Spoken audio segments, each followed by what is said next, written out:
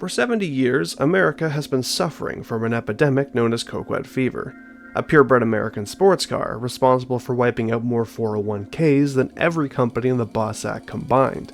This winning blend of European nuance and American audacity is a bit like enjoying a trip to Europe, without actually having to leave the floating bar and casino you came in on. The Coquette might hold less cultural significance today than it did 50 years ago, but unlike you or I, it's only gotten better with age. Despite its contemporaries that have been repurposed or met the great cube crusher in the sky, the indomitable spirit of the Coquette persists. It'll still win over the respect of your ungrateful grandchild Bryce. Japanese turbo computers are all fine and dandy, but watch what happens when you curb stomp the throttle of a drop-top fiberglass rocket ship. It's not the quickest, nor is it the most well-made piece of performance money can buy, but it's definitely the cheapest, and with looks like these, nothing else matters. Here's a rundown of some of Invetero's greatest contributions to the human condition. This was patient zero. In post-war America, this car screamed family values, the chauvinistic kind you'd expect from the ruling class of cigar-chomping alcoholic suits. They made sure there were 2 leather bucket seats for you and that ditzy office assistant, while your overly medicated housewife and neglected kids stayed at home. This new Invetero brand was a set of shock paddles the Class A desperately needed to correct its stagnating sales in the early 50s. And these days, things were much simpler. Mental illness could be cured with a swift lobotomy, and anything could be made more exciting with the right amount of chrome and Euro aesthetic, a strategy Vapid was soon to learn for themselves. But the Coquette was far more than just a concept, hitting the Class A dealerships the very same year. Yet despite capturing public interest, sales figures weren't rolling in quite like Invetero had imagined. As stylish as it was, most Coquettes came with the 6-cylinder, which was deemed too European. The next model year, Invetero refreshed the looks, scrapped the 6, and put performance on the menu with a small block V8. When it came to form, the D1 was a bold departure from the dominant trends of tail fins, excess chrome, and hood ornaments. The chrome it had was used sparingly for the accent trim, a toothy grille, and the elaborate towel bars Invetero called bumpers. The D1's bodywork might have been conceptualized in clay, but the final result could have been chiseled from Renaissance marble. The bodyline flows effortlessly from headlight to taillight, with the heightened arch over the rear wheels, evoking a sense of speed even at a standstill. A series of intakes leading to the imagination sprout atop and alongside the car's front fenders, the latter of which were embedded into the car's opulent winged insets, complementing Invetero's new selection of 2-tone colors. This masterpiece in design can sway even the most indifferent bystander to utter a jealous wow as you and your slightly less obvious bald spot cruise on by. Of course, there were attempts by contemporaries to create a Coquette competitor, yet nothing could be cut from the same cloth. With the recent advances in fiberglass manufacturing, Invetero gave the masses an itch only their lightweight roadster could scratch. The Coquette had more in common with the stuff between your walls than it did a sheet metal peyote. By the end of the 50s, Invetero took a step back and asked themselves, what if we made the D1 look worse? While the next generation of Coquette was still under wraps, Invetero sensed a growing hunger for cars that could be raced on Sunday and sold on Monday. Their D1 might have been performance-driven, but it was at odds with the racing crowd on account of it being too stylish. Worse yet, the Class A had begun stirring the pot with some friendly competition in the form of the Mamba, a low-production, race-engineered missile designed to set records and kill anyone in or around it. Invetero wasted no time stripping the D1 down until all that was left was a crude grassroots competitor they called the Blackfin. Many of the frills and features of the D1 were axed to evoke a sense of toughness, from the extra-large intake grille at the front to the chopped rear end. It was also the first instance of the Coquette's infamous multi-taillight setup. The engine was given an aggressive tune and a set of velocity stacks. Despite being slower than the D1, this stout but mighty sports car could take you by surprise with its impressive acceleration.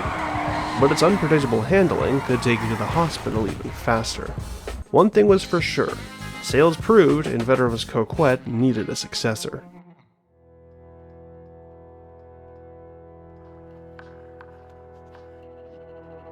And a successor we were given. This is the car which separates the men from the boys, and skilled drivers from tomorrow's obituaries. With its first iteration of the D1, Invetero had learned there was no such thing as compromise. The new Coquette was stuffed to the hood with an even larger engine, while its provocative design couldn't care less if you needed to see behind you, unless you decided to go topless. This is the definitive Coquette, and it's not even close. It's a balancing act between eloquence and ferocity. There's a reason this car was popular with endurance racing teams, off-duty fighter pilots, and astronauts. It practically required you to wear a pair of smoke-tinted aviators and keep a pack of redwoods rolled up in your shirt sleeve. Once again, the artists and architects at Invetero threw conformity to the wind when sculpting the next generation of American sports cars. Building upon the Blackfin, the car shares a similar stature and wheelbase, albeit with a sharper, flatter profile. The side vents have been narrowed and the rockers were clad in chrome, while a low swooping roof and rear quarter gills have been added to fit the marine motif. At the front, the bumpers and bodywork form a sharp vertex, dicing the air ahead. Unfortunately, the Coquette's massive intake doesn't take advantage of that airstream, on account of the hood scoop not really doing anything. However, the multi-taillights were turned, alongside dual exhaust and a bisected rear window. If looks could kill, this car would have torn you apart long before it lost control at speed. If you thought the average age of the Coquette owner was already pushing 50, you hadn't seen anything yet. By the mid-90s, Invetero had created the one thing baby boomers love more than harassing retail workers or giving up personal information on Life Invader. Also, the Bullet was far too expensive to consider. When they weren't drinking from hoses or walking uphill to and from school, they were drooling over that Gen 2 Coquette down the street. Fast forward nearly 40 years, and it was time to decide between living that dream or paying their snotty grandchildren's tuition fees. Enter the Coquette of the modern age, streamlined by computer and powered by an engine that spends more time on other cars than it does Coquettes. Before you know it, you'll be wearing jean shorts and orthopedics, grumbling about how things used to be. And speaking of those good old days, since the 80s, every Coquette has been built in the same state they distill Richard's whiskey. Despite following the generation which many considered a soft spot in the Coquette lineage, the newest generation attempted to clean the slate. More importantly, it had to stay competitive with the monster Bravado had cooked up a few years earlier. The latest rendition's Airstream styling was paired with the next generation of the classy small blocks, giving the world a criminally overlooked Coquette. The interior has more plastic than the Pacific Ocean. The speakers have never known anything but yacht rock, and criticism might be a thin veil to make fun of the elderly. But it's the generation responsible for lifting Invetero out of the horsepower deficit they've been stuck in since the smog years. Just like every movie remake, the new version has to be edgier, self-aware, and inclusive to hit a youth target demographic. So too did the Coquette of the early 2010s. Behold the fruit of the Class A's recession bailout from good old Uncle Sam.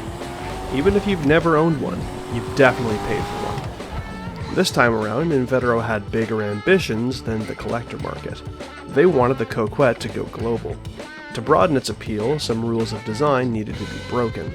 Its historically round body lines were sharpened and the concave rear glass was scrapped in favor of the stronger C-pillar. The headlights were pointed like snake fangs, while the multi-taillight system was replaced with bars. A spoiler was added for the first time in Coquette history, and the age-old side vents were replaced with gills. It was easy to see why many felt disenfranchised with the new look, but the engineering was on a whole other level. It was much lighter on its feet thanks to space-grade materials and carbon nanocomposites, while the chassis and engine block were built from hydroformed aluminum. The dealership reps may as well have been wearing lab coats when they listed these materials off to the crowds of retirees. For all of its cosmetic differences, this generation of Coquette made for a killer track car. It also poured the foundations for one of the most important Coquettes ever to be made. After a couple years, the post-recession Coquette vanished, and a successor was soon to be named. There were always rumors about the next generation finally living up to decades worth of old promises, but these were always just pipe dreams. This is the Coquette D10. It might not look it, but this is perhaps the most Coquette of them all. Like a couple who live downstream of the chemical plant, Invetero and Class A have been trying for years. Just nothing mid-engine had gotten past the embryonic concept phase. Mid-engine was a scary word for American car manufacturers. The Class A and Imponte had both tried their hands before, each ending in the typical catastrophic PR bloodbath. So when the accountants drew a heavy sigh and gave Invetero's leash some slack, they jumped at the opportunity to sick the European purebreds. The engineers could finally put theories to test with an engine between the axles, birthing a Coquette with a better weight distribution, a superior center of gravity, and a terrible reputation with mechanics. Not to mention, delivering power to the rear wheels was even more instantaneous, making them a crowd hit for inexperienced drivers and celebrity DUIs. As far as looks go, the D10 builds upon most of the characteristics of its predecessor, but it's also the first Coquette to match form and function with working side vents. Invetero even brought back the multi-taillights. The V8 might sound a little less impressive this time around, but it still packs more than enough firepower to compete with the European mid-engines. Rain or shine, closed track or crowded school zone, the D10 is ready to let loose. Coquette ownership might say a lot about you, but the only question that really matters is what type of owner you are. Are you going to sit with it in a grass field telling everyone how rare it is? Or will you go out and show everyone just how rare it is to survive a crash in one?